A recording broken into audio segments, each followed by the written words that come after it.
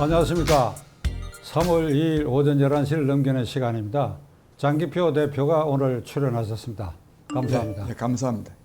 어제 3.1절 102주년 기념일이었는데 장 대표께서도 광화문 어디선가에 정부에 항의하는 집회와 연설을 했으라고 보고, 또 특히 어제 문재인 대통령의 3.1절 기념사에서 몇 가지 도드라지게 문제될 만한 대목이 있었다고 생각합니다. 예. 그 점에 대해서 장 대표 의견을 말씀해 주시기 바랍니다.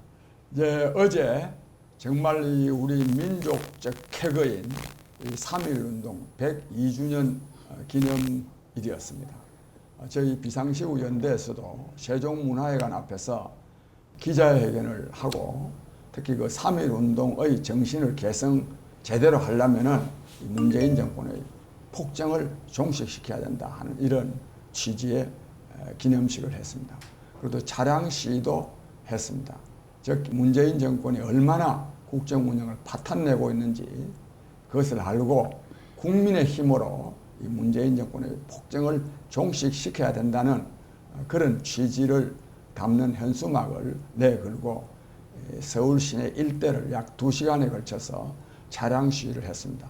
또 저희뿐만 아니라 어제 광화문에는 비가 많이 오는데도 불구하고 많은 시민단체들이 나와서 3.1 운동을 기념할 뿐만 아니라 문재인 정권의 폭정을 규탄하는 그런 일들이 많이 있습니다.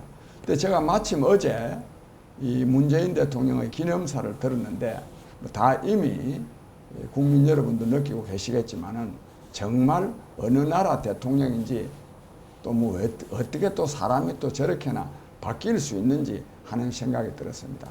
우선 이 K-방역 자랑을 엄청나게 합니다. 국민 여러분. 지금요, 이 방역의 가장 중요한 것은 뭡니까? 백신 아닙니까? 백신이 아니고 이 사회적 거리두기로는 도저히 이게 끝날 수가 없습니다. 어떻게 앞으로 평생을 몇십 년을 계속 마스크 쓰고 만나지도 형제간에도 부모지간에도 부자지간에도 못 만나는 이런 삶을 살 겁니까? 결국 백신이 있어야 되는데 우리나라는 지금요 백신이 제대로 구입되고 있지 못합니다. 뭐 제가 자세한 거는 정말 나쁜 짓입니다. 그런데도 불구하고 무슨 뭐 K 방역이 뭐 세계적인 모범을 보이고 있다고 그래서 참 기가 찰 일이다 싶습니다.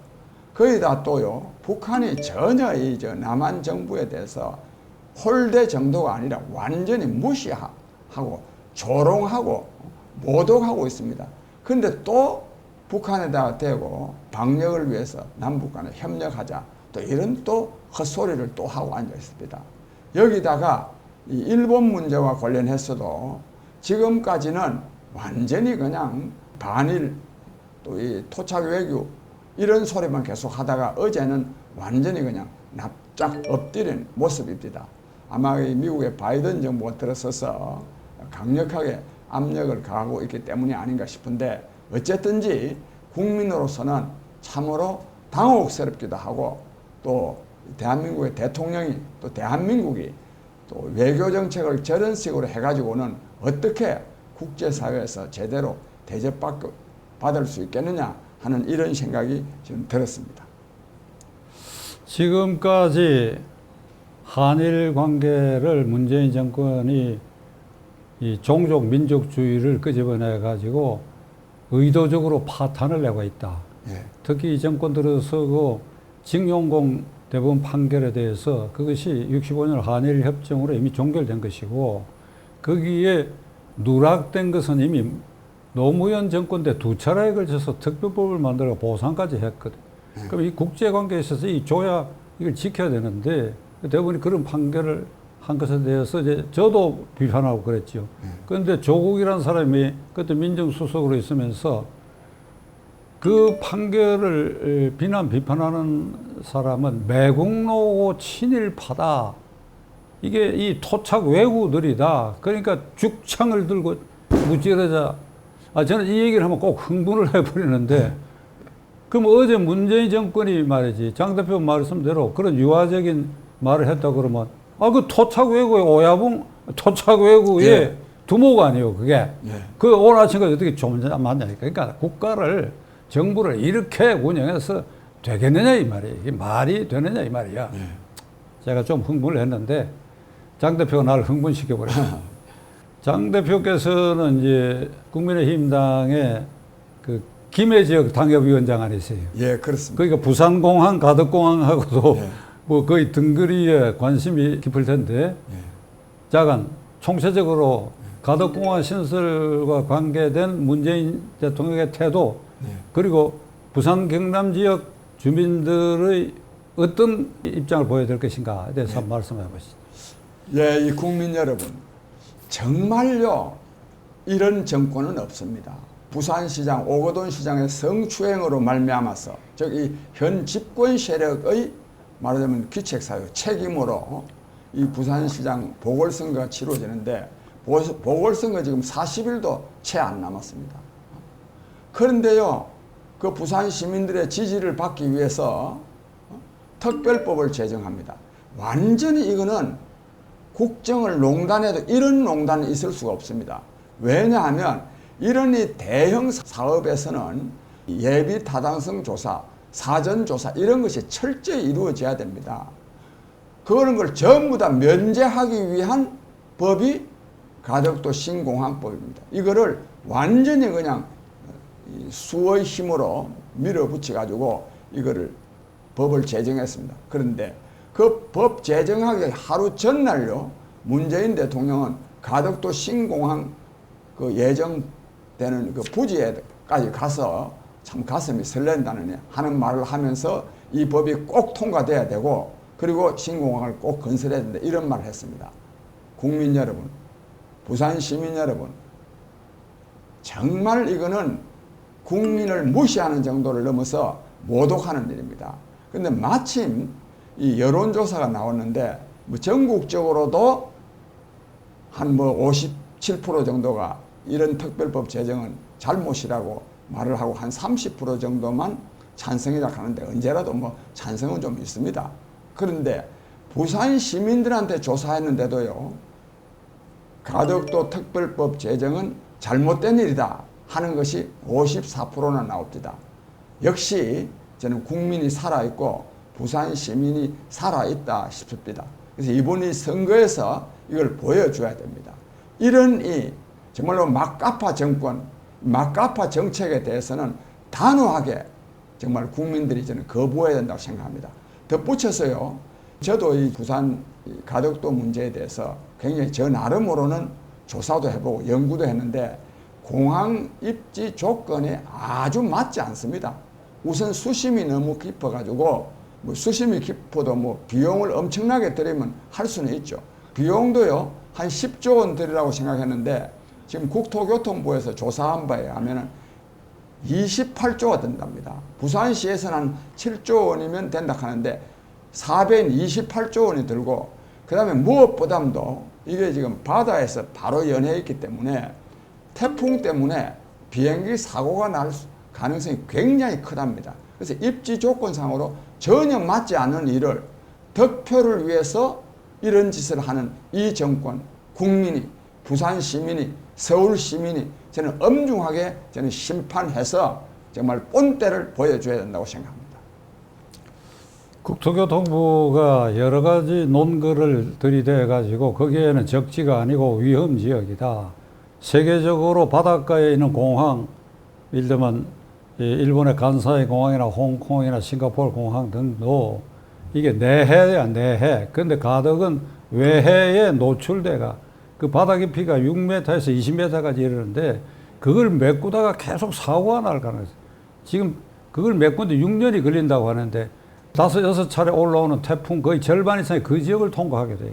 그럼 태풍이 올 때마다 공사 중에 이게 떠내려가고 뭐 최신 공법 어떻게 할지 모르겠으나 자간 될 일이면 되는 것이고 안 될 일이면 안 되는 것인데 부산 시민과 그 인접 주민들의 입장에서는 정부가 될 일이면 당연히 해주고 있는 것이고 안 될 일인데 억지로 하는 것인지 이건 지켜봐야 할 일인데 그러니까 이걸 선거에 연결시켜가지고 던진 거 이걸 덥석 물고 아, 이 참 우리에게 배려가 있구나 이런 생각을 하고 장 대표 말씀대로 이번 선거가 이루어지게 된 그 원인이 부산시장 오거돈의 성추행 사건 때문이고 그들이 당헌 당규에더라도 이런 경우는 후보를 내지 못하도록 되어 있는데 얼렁뚱땅 당헌을 고쳐가지고 후보를 내는 이런 부도덕하고 불법한 이런 정권의 행태에 대해서 그래 가덕공항 던져준다고 아까 말씀드린 것처럼 그래 그걸 덥석 물고 표를 찍어줘?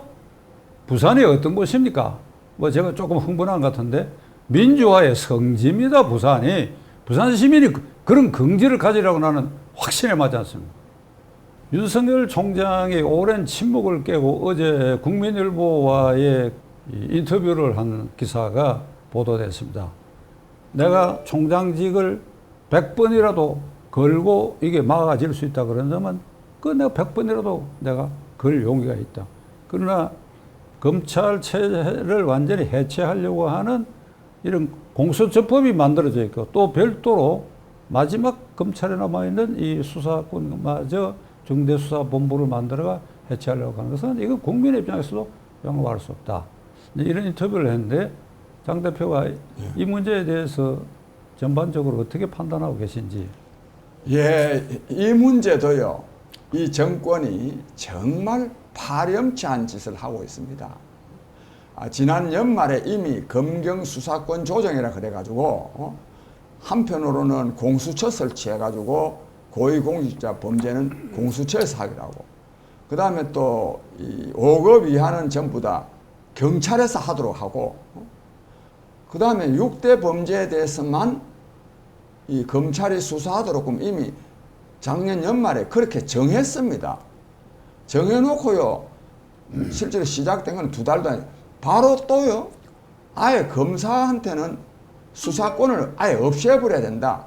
이런 지금 짓을 지금 하고 있습니다. 국민 여러분. 여기에 중요한 문제는 이게 뭐겠습니까, 이게? 왜 이 짓을 이 정권이 하려고 그러겠습니까? 자기네들이 지은 이 불법과 부패가 너무나 큰데 윤석열 총장이 검찰총장으로 있는 검사들로서는 자기네들 그걸 막을 방법이 잘 없겠다 싶으니까 아예 그냥 검찰청을 사실상 없애는, 즉 이 수사권을 없애는 이런 짓을 하고 앉아 있습니다. 정말 부끄러운 게 아니라 이 국민이 보기에 겁이 났어도 말이죠. 그 의도가 너무나 명백한데 그렇다면 이 검찰청 아예 없애버려야 되는 거죠. 그래서 이런 말도 되지 않는 짓을 하는데 저는 마침 윤석열 총장이 검찰총장이 국민일보와의 인터뷰에서 정말 직을 걸고라도 이걸 막을 수 있으면 막도록 하겠다 그러는데 조금 저는 미흡한 점이 있습니다. 만약에요 막지 못한다면 검찰총장 사퇴해야 됩니다. 왜냐하면 자기가 검찰총장으로 있는 동안에 검찰을 완전히 무력화하는, 특히 이 집권 세력의 불법과 부패를 완전히 조사할 수 없도록 하는 그 검찰총장을 계속 유지하고 있으면 뭐 할 겁니까? 저는 그런 점에서 만약에 이번에 중수청이라 그런다. 중대범죄수사청. 중대범죄수사청이 아니라 중대범죄기피청입니다, 이게.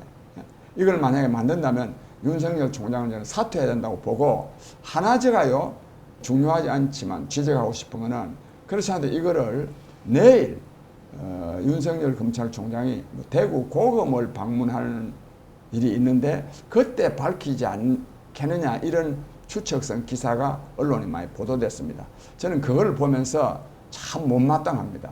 윤석열 총장이 만약에 중수청 문제에 대해서 할 말이 있으면 당당하게 대검찰청에서 기자회견을 통해서 밝혀야 되지, 뭐 또 저 문재인 대통령 맨날 뭐 보좌관회 열어가지고 뭐 말하듯이 말이죠. 뭐 굳이 왜 대구지검에 가서 뭐 대구 고검에 가서 말해야 될 이유가 뭐가 있습니까? 만약에 내일 대구 고검에 안 간다면 뭐 말 안 할 겁니까? 저는 그런 점에서 윤석열 총장이 오늘도 뭐 국민일보 인터뷰도 정식 인터뷰도 아니고 뭐 어떻게 기자가 어떻게 요령껏 취재했던데, 정식으로 저는 윤석열 총장이 이 문제에 대한 입장을 밝히고 이것이 관철되지 않는다면 검찰총장직을 사퇴하는 것이 옳다, 그렇게 봅니다. 이 중대범죄수사처가 국회에서 발의되고 통과되면 검찰청은 문을 닫는 겁니다. 예. 검찰청은 완전히 문을 닫아버리고 2,300명 검사들의 이 처신도 직위가 완전히 변화가 오게 되고 그 숫자를 유지할 필요도 없고 완전히 공소관으로 전락되고 이게 살아있는 권력에 대한 수사는 불가능해지고 그리고 윤 총장의 인터뷰에서 이런 얘기를 했습니다. 이게 중대범죄수사처가 발족되면 공수처 따로 했지요. 고위공직자범죄수사 이미 발족됐지요. 중대범죄수사처, 경찰 이렇게 되니까 이게 정부의 법무기관이 된다. 정부의 법무기관만 남고 정권을 향한 수사기관은 없어진다. 그 장 대표 말씀대로 이 법이 발의되고 통과되면 윤 총장이 사표 내야 된다고 하는데 저는 사표고 말고 없어. 통과되면 총장이 자리가 없어졌는데 그러니까 저는 지난주일에도 이 방송을 통해서 윤 총장이 나서라고 얘기를 했는데 윤 총장에게는 좀 부담되는 말이 될지 모르겠으나 우리나라 사법 체계를 근간에서 흔들가는 이런 포각 무도한 집단에 대해서는 순교자적 자세로 맞서야 됩니다. 장 대표 말씀대로 대구 고검 오늘 아마 간다고 돼 있어요. 가서 뭐 거기서 기자회견하고 거수도 하고 공식적으로 국민에 대한 호소도 하고 국민일보하고의 인터뷰 내용 보면 국민에 대한 호소가 들어가 있어요. 그러나 본인이 순교자적 자세다. 내가 순교자적 자세다.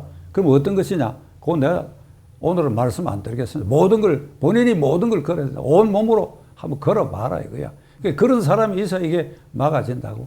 4.19는 김주열 군이 최루탄을 얼굴에 맞아가지고 마산항에서 떠올라가지고 4.19가 결말이 났고 6.29도 박종철 군이 고문치사 나고 이한열 군이 철통 맞아 죽었기 때문에 그러니까 우리가 지금 이 정권의 속성으로 봐서는 그냥 적당에 있을 수가 없는 정권입니다. 막장까지 지금 가고 있는데 마침 이 검찰이 이 문제에 대해서 이 정권과 맞서는 이제 꼭지점에 섰으니까 누군가가 그 순교자가 나와야 된다 이렇게 생각합니다.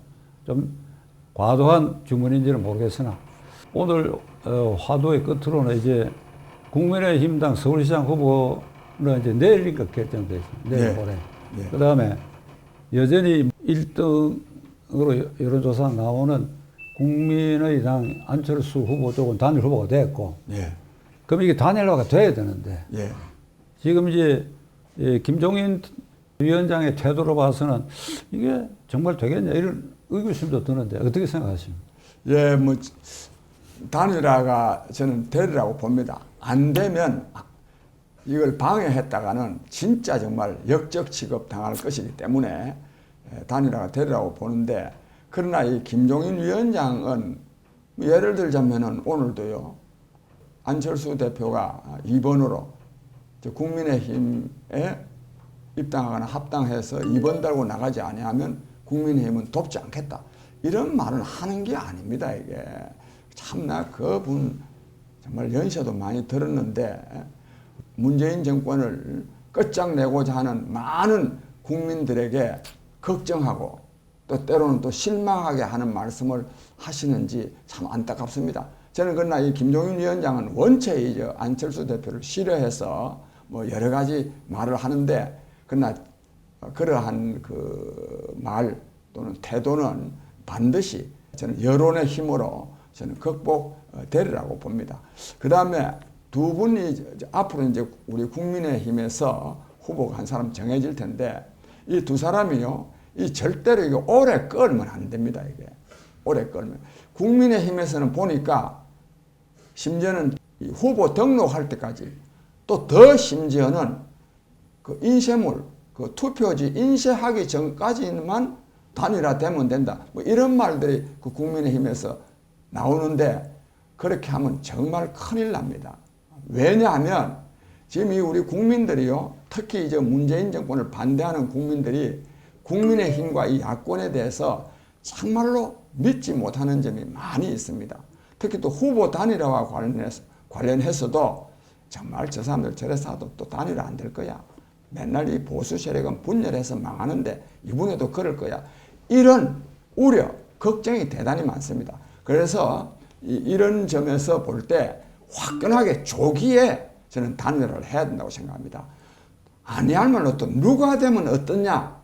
어쨌든 문재인 정권을 이기면 되는 것이다 하는 이런 마음을 저는 가졌으면 좋겠고, 그 다음에 두 분도 결국은 두 사람이 될 텐데 이 두 사람도 정말 국민들로 볼 때 야 정말 참 저 사람 진짜 정말 화끈하게 이 단일화를 위해서 정말 때로는 양보도 한다 하는 이런 말을 들어야 된다고 생각합니다. 누가 되든지 다 젊은 사람들 아닙니까? 아직도 정치적인 장래가 창창한데 이번에 이기는 것도 중요하지만은 좋은 이미지를 남겨놓는 것이 저는 더 중요하다 싶어서 후보 당사자들이 정말로 결단을 내려서 조기에 단일화될 수 있도록 해야 된다고 봅니다. 이번 단일화 과정 그 결과에 이르기까지 회방꾼들 김종인 위원장의 의심을 받고 있는데 김종인 위원장과 또는 일부 사람들이 결과적으로 회방했다. 지금 장 대표 말씀대로 투표 용지 인쇄 직전까지 된다. 말도 안 되는 소리죠. 후보 등록 전까지는 해야지요. 그게 회방한 자들은 역순교자 취급을 받아가 이걸 아주 어떻게 생매장을 하든지 말이지. 이런 아주 대역부도죄로 야권에서는 그 책임을 물어야 하리라고 저는 생각합니다. 오늘 이렇게 나와주셔서 감사합니다. 네, 감사합니다. 예.